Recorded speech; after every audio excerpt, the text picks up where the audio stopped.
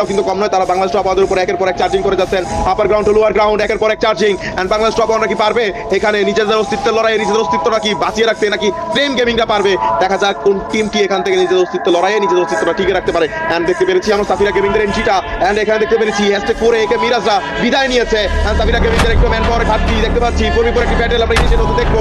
And Safira gaming করছে flame গেমিংদের একটি ফাইটের মাঝখানে বাংলাদেশ টপ ওয়ানদের কিন্তু থার্ড পার্টি করার একটি সুযোগ, সেই সুযোগটি হয়তো বা কাজে লাগাবে বাংলাদেশ টপ ওয়ান, এগিয়ে যাবে। এন্ড দেখতে পাচ্ছি বাংলাদেশ টপ ওয়ান একটু হামলা করেছে ফ্লেম গেমিংদের উপরে, একের পর এক প্লেয়ারকে টেকডাউন নিচ্ছে এন্ড কিলগুলো লুকিয়ে দিচ্ছে Bangladesh top one. And Bangladesh top ওয়ানের সাইড থেকে প্রান্ত টেকডাউন করা হয়েছে। এন্ড দেখতে পাচ্ছি ফ্লেম গেমিং তারাও কিনো কম নয়, তাদের একটি সোলো সার্ভাইভার বেঁচে আছে এন্ড সেই প্লেয়ারটিকে মারার জন্য যাচ্ছে এন্ড সেই প্লেয়ারটিকে এলিমিনেট করার জন্য যাচ্ছে। ভুইয়াটা টাইটেলটা জেতার জন্য যাচ্ছে বাংলাদেশ টপ ওয়ানরা। এন্ড দেখা যাক, আমার মনে হচ্ছে এই ম্যাচটি ভুইয়া সিকিউরটা করবে বাংলাদেশ টপ ওয়ান। হ্যাঁ গাইস, বাংলাদেশ টপ ওয়ান ভুইয়াটা সিকিউর করে ফেলেছে। আজকের লিগ স্টেজে ডে 2 তে বাংলাদেশ টপ ওয়ানরা এলপাইন ম্যাচে ভুইয়াটা কনফার্ম করেছে, নিজেদের আধিপত্য বিস্তারের নিজেদেরকে প্রমাণ করেছে বাংলাদেশ টপ ওয়ানরা। তারা কাউকে ছাড় দিয়ে কথা বলেনি, আজকের এই এলপাইন ম্যাচে ভুইয়াটা তাদের নিজেদের করে নিয়েছে।